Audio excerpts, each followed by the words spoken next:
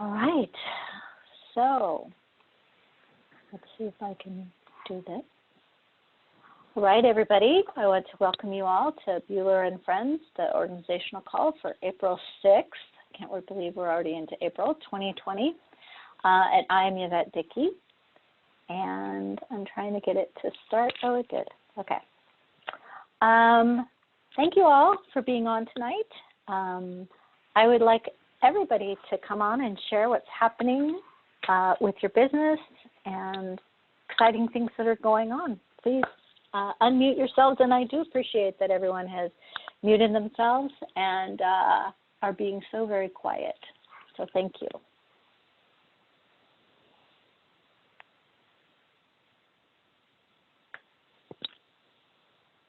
Please, Robert, tell us what's happening down there.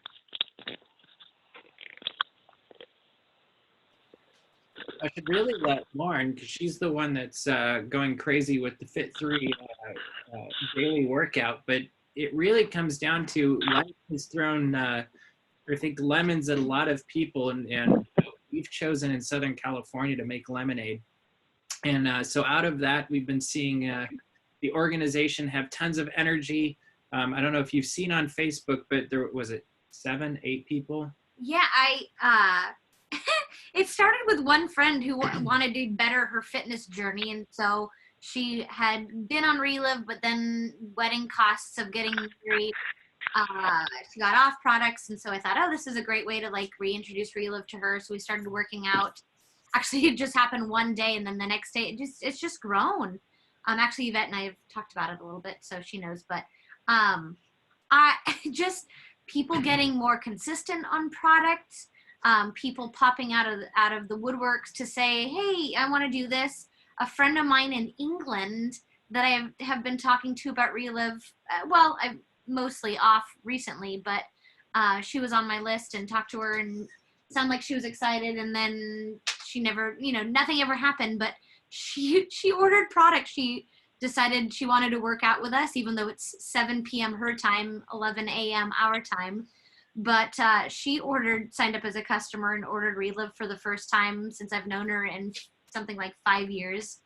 But it's just been amazing. It's I feel like Fit 3 has been great. We were a part of the initial. I feel like I'm talking a lot, but we were part of the initial Whatchamahoochee back in October of 2016. And we had a really great group that started, and just, I don't know, the group, I feel like fizzled, and this is really getting things going again, and it's just been really exciting. So momentum. And we've been seeing the same thing happen on the business side. That's wonderful. I can just hear the excitement in your voice, and I've been seeing some posts, and I'm so happy for you guys, and I appreciate you sharing and giving that energy to everybody else. And I want to hear what's happening with everyone else too.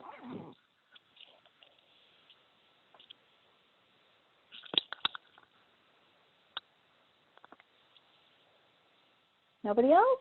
This is April. Hey, April. Hey, so today I had a call with a customer that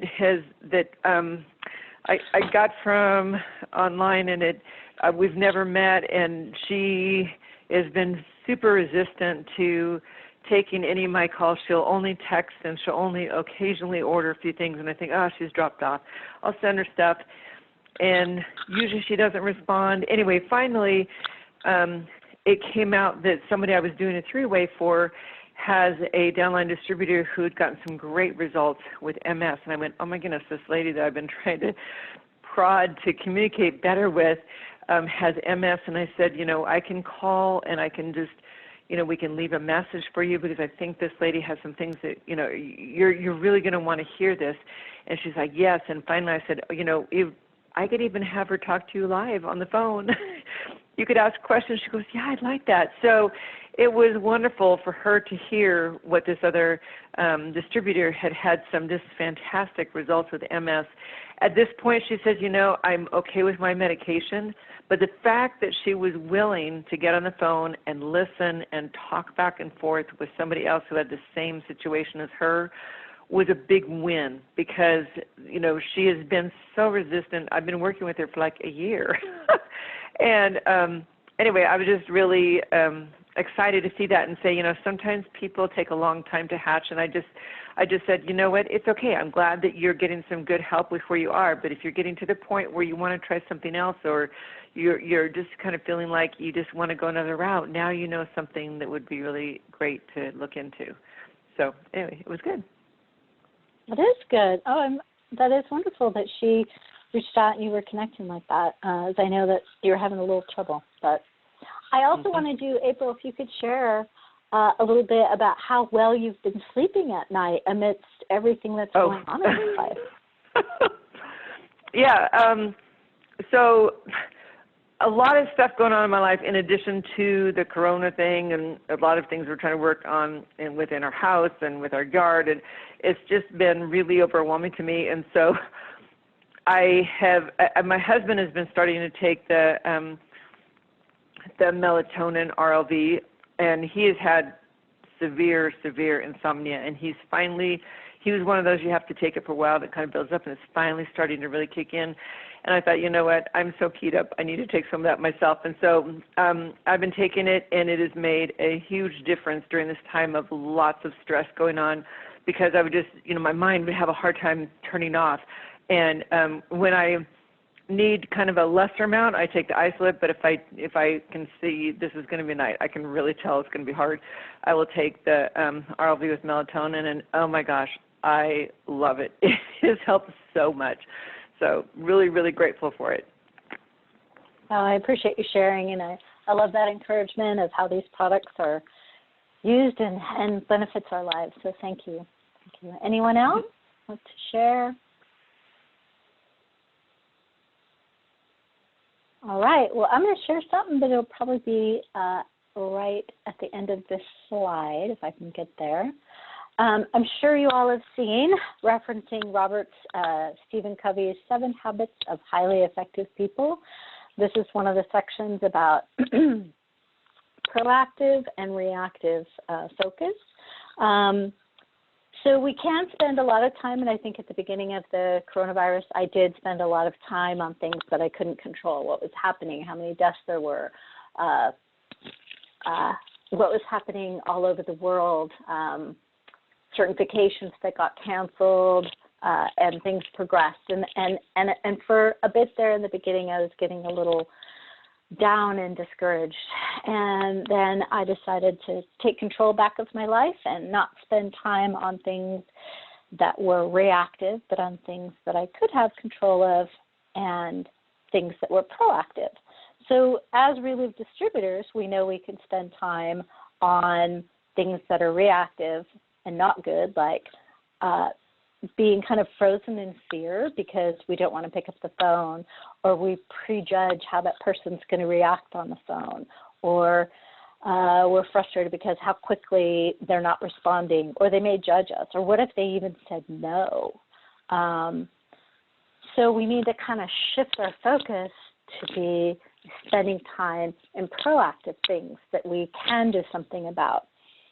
How many calls are we making? Sounds like Lauren's just spending this wonderful time reconnecting with people that she hasn't connected with in a while because of time or circumstances, and she's getting that to be able to reconnect with them. Really spend time getting to know our customers, really listening to them. Maybe send out some birthday cards, or, hey, how are you feeling in this time? Sending out some video testimonials or product information, or spend some time really learning each of the products and what they can do and how they can benefit. Focus on learning all the details of the compensation plan and staying up on the promotions. I mean, we'll be surprised at how your mindset changes and then your influence changes because you're focused on the right things. And then opportunities will present themselves. at the beginning of all this, I mentioned that it was a little overwhelming, and then I got my head right. Actually, for me personally, I put my eyes back on Jesus and who was in control, and my perspective started to change. So I was looking for opportunities to kind of reach out and bless people in being sheltered in place. So I started making masks, and people started contacting me because they heard I was making masks, and I didn't have much fabric to begin with. And then people started donating fabric to me, donating elastic, and then through that, other people I was finding contacts. So now I have new ways to contact people about their health and new contacts just in general because of making masks and caring about other people. So it's been my circle of influence has grown because I decided to reach out and care. It's been a wonderful experience. I'm super blessed. So in our circle of influence and how things we can control, one of those things is really making other people feel important. And I thought, silly me, Robert Montgomery came up with that line, but apparently Mary Kay Ash from Mary Kay Cosmetics came up with it in 1961. I never knew that. Apparently she was a salesperson for some makeup company back then. She was passed over by a male, and she got very frustrated with that, so she decided to start her own company. The same time period that she was supposed to launch, her husband had a massive heart attack and died instantly. But she went ahead and launched her business with only a $5,000 loan, and as you all know, she became a millionaire. But and that was her line: make people feel important. And then I've heard a million times from Robert Montgomery, everyone has a stamp on their forehead that says, "Make me feel important." So how do we do this? How do we make people feel important? I wish I had a pair of those glasses, right? Make them feel important. But so if we listen to them, really listen. You make eye contact. You don't talk over them. You focus on the words they're saying, not on the next what you're about to say or how you want to steer the conversation, but really take time to listen. And as I go through all these, I want you to know that I'm so blessed to have Barb Verbanich as my upline, because as I went through this entire preparation for this, I was looking and realizing that Barb has done every single one of these with me in our process of getting to know each other. So show your admiration. I mean, we tell someone we admire something about them. It signals that we value who they are and the choices that they make, which makes people feel really good. Be appreciative. Everyone wants to be appreciative. So if you appreciate someone, don't keep it a secret. And notice things. Make a note of something that they did well recently and point it out to them. Explain why you think it was great. Compliment them on something they're wearing or doing. Use their name. Dale Carnegie will tell you people really love to hear the sound of their own name. So say it out loud. Personalize your conversations with it and connect it with something good that they have done. Connect on a deeper level. So that's going to require some investing of time and going beyond the superficial and to really learn about the person, asking about their family, hobbies, what excites them. Accept people where they are. I don't know how many times Barb has mentioned that, because most people are kind of judgmental and critical, especially to themselves, and so they expect the world to judge them that way. When someone doesn't, it raises their self-esteem and reinforces their self-image and makes that person much more likely to accept and follow what you say. Follow up. Whether it's a question they've had or a big event in their lives, a birthday or something they needed help with, follow up with them. When we make the effort to get back with them with answers or simply find out how big their fishing weekend was. It tells them that they are important to us. See the potential in someone. When you see in their abilities, mention it to them. Help them find that path to develop their own potential. Maybe suggest a book that they might read to produce something, or a course they could take, and experiences that could help them grow. Ask them to teach you something. Find something that they're good at and ask them to show you how they do it. This honors their accomplishments while making you smaller at the same time. Smarter, not smaller. In fact, this is a good way for a new leader to quickly build credibility. And give them credit. When they're right about something, acknowledge it publicly. Trust them with the truth. Respect them enough to be honest with them. Value their time. Show up on time for meetings, come prepared, and stay focused. Align them with the mission. Talk with them about how their actions can lead to their goals and their dreams. By all means, be honest. Only say it if it's true and if you mean it. And I always add, in love. A person can sense insincerity from a mile away, so don't insult them with platitudes and meaningless words. Now, you guys are all familiar with FORM, which is an acronym. It stands for family, occupation, recreation, and some people say message, some people say motive, what motivates that person. And it's such an easy way to build a rapport with a new person, to carry on a conversation from an awkward sort of silence to a comfortable engagement. FORM works by striking up a conversation with someone and using one of the 4 letters as a guide for what topics to discuss. So I'm going to read you this sort of kind of example. So you're going to pretend you're in the grocery store. Of course, you're still maintaining social distancing. Okay, you're waiting in line. Wow, those are some pretty neat shoes you got there. Where'd you get them from? Notice I started with a compliment. Paying someone a compliment is always a great way to break the ice. Of course, be sincere.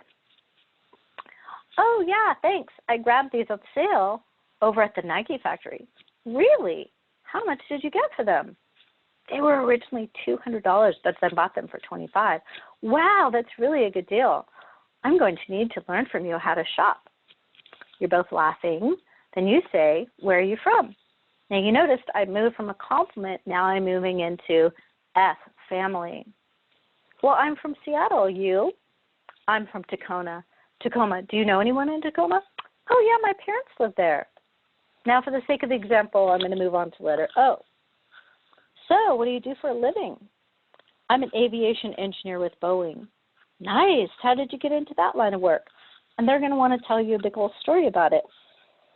So, at this point, if you have time, you can move into recreation. But if you don't, remember the point of this is to create a contact. But if you feel that the contact is willing to be open, then you're probably going to want to move into setting up a meeting time. So, listen, it's almost my turn to check out. I'm really interested in hearing more about your blank, whatever their recreation is. Would it be okay to exchange numbers so I can hear more about it? Absolutely. So, I mean, we moved through this fast. Of course, it sounded really easy, but as we all know, they don't always run that easy. But the good news is that these strategies for connecting can be acquired and they can be practiced. So here's a list of questions that one might ask during a casual conversation. So, where are you from? Where did you go to high school? What do you like about your job? How did you get started in that field? What kind of things do you do for fun? What are some of your favorite places in the world? Once you've built that rapport with someone, the message portion of FORM is really your transition towards booking a meeting. You could use one of the following statements to reconnect. So a nice transition might be, I couldn't help but overhear that you don't like your job or you need more money. Let me ask you a question. And the one that we all hear a lot, if I, would you? So if I sent you a video, would you take 10 minutes and watch it? If they say yes, then obviously move forward. So the most important thing is to get them to talk.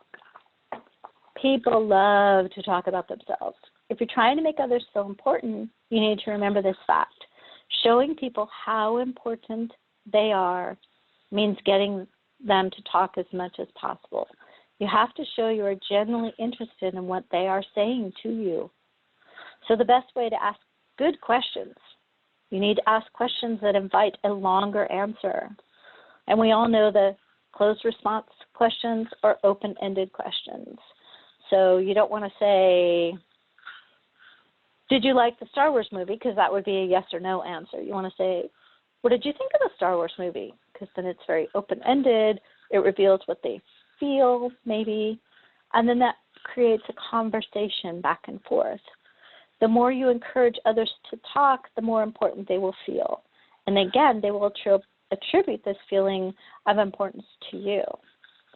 But the true secret here, the secret sauce, shall we say, is listening. You have to learn to be an active listener. When you're asking these questions, take an active part in listening to the answer. Instead of, in my flustered, scared nervousness, looking for the opportunity to share my message or steer the conversation, I need to take a moment and understand what the other person is really sharing. The next question I should say should be built on what the other person just said. It's important to understand that shooting off questions without giving a piece of your own story can feel like an interrogation. So get good at finding that balance between taking time, between talking and listening. And a real conversation of ebb and flow just happens. We want to be problem solvers, so how can we ever begin to solve their problems if we don't even know what their problems are? You have to take an active listening approach to first understand before you can be understood. You must listen. You must first listen to be heard. Our greatest successes in life are often found in helping others succeed. Consider the change that occurs when we help people transform and develop themselves in the following ways. And we are helping them change their mindsets and their habits. We're helping them overcome their limited beliefs. We're helping them build stronger self-esteem. We're helping them coming up with effective strategies and action plans to achieve their goals. And there's many more things. But all of these capabilities apply to you and them. And you both become better team players, better spouses, parents, and friends, and leaders. When you develop these listening skills, your spouse will feel that he or she is important and that you understand them better. Your friends and your clients will appreciate more when you give them the gift of attention by listening to them more intensely. So in conclusion, being influential means having a positive effect on the people you wish to influence.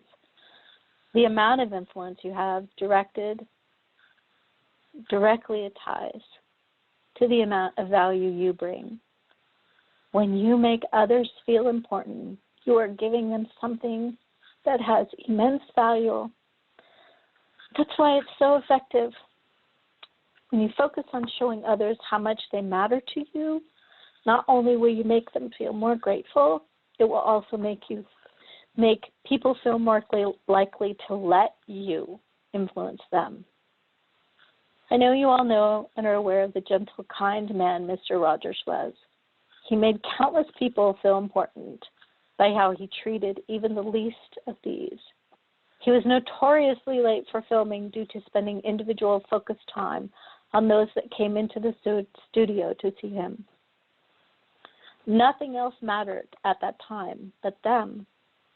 The way he looked into their eyes, held a hand, gave a hug, and especially listened, like there was all the time in the world. I know we all have at least one person like that in our lives who make us feel like we are the only one in the planet and what we say matters. Here are a few of his beautiful quotes. If you could only sense how important you are to the lives of those you meet, how important you can be to the people you may never even dream of. There is something of yourself that you leave at every meeting with another person. Real strength has to do with helping others. And there's a world of difference between insisting on someone doing something and establishing an atmosphere in which that person can grow into wanting to do it. That's all I have for this evening. I just appreciate all of you and thank you for being on the call tonight. Go out and make people feel important. Thank you so much, Yvette. Thank you. Great job. Have a good night. Thank you. Really Thanks, nice Yvette. training. That was Thank you so great. much. Thanks, Yvette. You're welcome. Yvette, you still on? I am. I'm about to stop the recording. There we go.